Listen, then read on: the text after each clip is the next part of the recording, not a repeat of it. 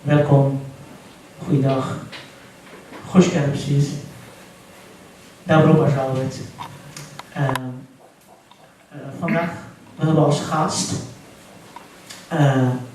Astvatsaturian. Anna, sorry, ik ben een beetje in de war. Ik moest even enkele talen in elkaar brengen. Maar Anna Astvatsaturian, schrijfster uit Amerika, van Armeense origine.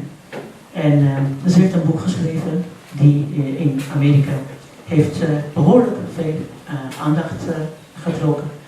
En wij dachten dat het goed is als zij haar boek komt hier in Nederland ook presenteren. Graag geef ik aan haar het woord. Zij gaat dat presenteren, het boek. En daarna is er ook mogelijkheid om vragen te stellen. Volgens mij tot zover.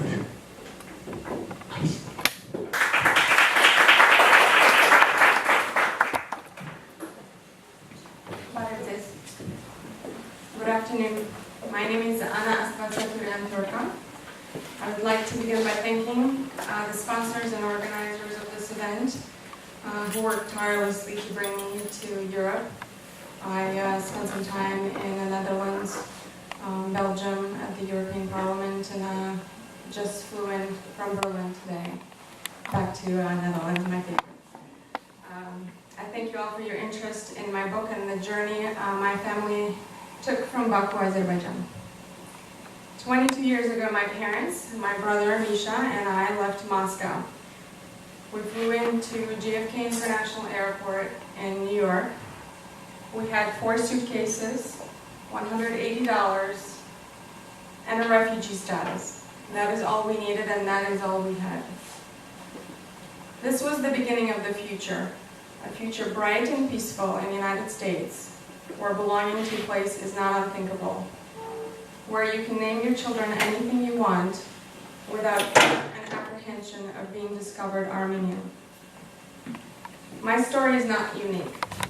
My story is like many other Baku Armenian families, about 300,000 of us, that fled Azerbaijan in fear for their lives. Many of them are still in Armenia. Many live in Nagorno-Karabakh, Artsakh. Many live in Western Europe, and thousands of us, estimated between 50 and 70,000 of us, live in the United States. What makes my family's particular story unique is that I kept a diary as a child during these dark years in my life. And upon coming to the United States, at 13 years old, I had a powerful and overwhelming urge to preserve the memories that I had for my future children. I didn't think that they would speak Russian. My diaries were in Russian. I thought that they would be very Americanized, and I started translating to English. They needed to know their roots, I thought. They needed to know and never forget the sacrifices my family made to come from Baku to the United States. I was determined. I started writing at the age of 14. I finished by hand at the age of 16. I tucked the book away in my closet for 20 years, once in a while showing it to professors and teachers, but it was always meant to be preserved for my children. I was born an Armenian in Baku, Azerbaijan. I attended a prestigious school, number 27, and was enrolled in ballet classes and volleyball practices. We were surrounded by hundreds of relatives. Together we went to the beach, celebrated birthdays and weddings, buried our loved ones, and saw each other weekly. My grandfather, Yegishe, my father's father, was a famous chef in Baku, and it seemed like the entire family was known in Baku and respected. He came to Baku as a young man after World War II in search for work, which he found in the culinary industry. And by this move, he started my family's history in Azerbaijan. But his own story with Baku started much earlier. He was born in legendary village of Hunzoresk in Armenia. When he was 2 years old, in 1915. During the Armenian genocide, his parents perished. And his sister, his older, much older sister, took the family, including him, to Baku, where it seemed safer. For his entire life, until she passed away, he thought that his sister was his mother. On the train which rushed away from the family home in Honduras, they met a little Armenian girl, barely a year old. She had a twin. Her family was starving.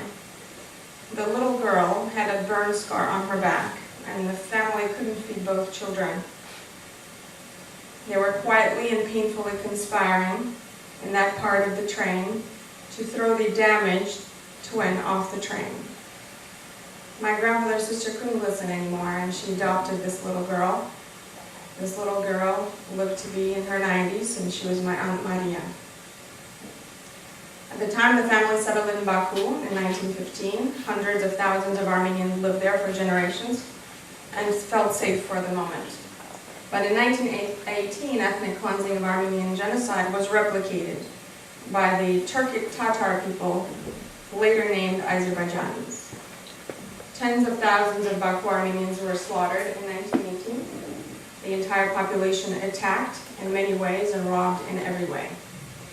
Once again, Yegishi's family was on the move, fleeing the atrocities. They skipped the killings of Armenians in Baku, this time by boat. The Russian boats were smuggling the families across the Caspian to Turkmenistan. Many of my family members settled and stayed there. Some still live there, several generations later. But my grandfather's family stayed there only several years and moved to Armenia in a little while. After World War II, my grandfather came back to Armenia and was looking for work. And that's when he found work in Baku and moved there in 1945. The Soviet regime reassured safety, and my grandfather felt safe to start a family there. My parents were born there. My cousins were, and my brother and I were born in Baku. Hundreds of my relatives called Baku home. But despite the peace established by the Soviet regime, Armenians who loved Baku as their home, a home that they built, knew their place. When I was born, my parents were reluctant to name me after both of my great-grandmothers, Anush.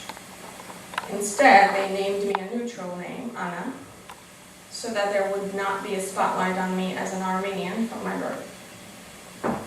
Yegishi knew of the horrors that may exist against Armenians and took my family name Astvatsaturian and Russified it, making it Astvatsaturok.